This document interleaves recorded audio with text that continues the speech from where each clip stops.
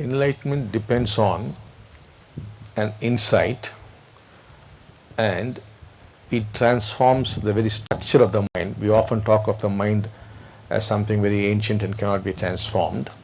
But in enlightenment, it does undergo some changes. It is within the mind. The enlightened state is to be completely free of the mind.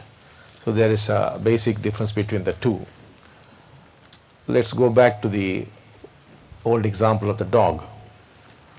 So the dog is there and you are chasing the dog, and suddenly you discover that there's nobody who's chasing the dog.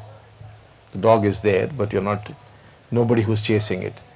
That is an insight, and that is enlightenment.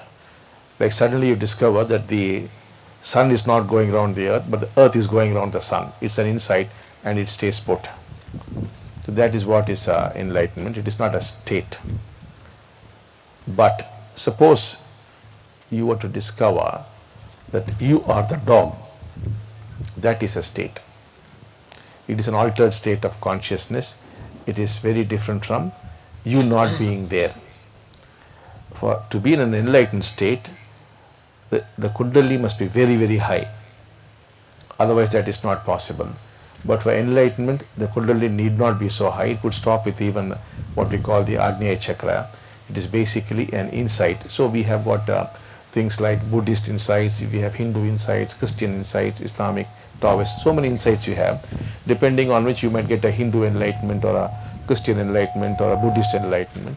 Similarly, you have got different states. One could be the Hindu state, the Buddhist state, the Christian state. So there are different states of enlightenment and different enlightenments.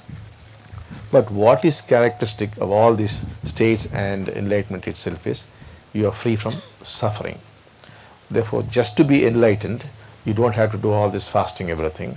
But if you want the state which is different, then you might have to do these things in case you want to do. Otherwise, if that is not required, if you ask me, I will give you everything.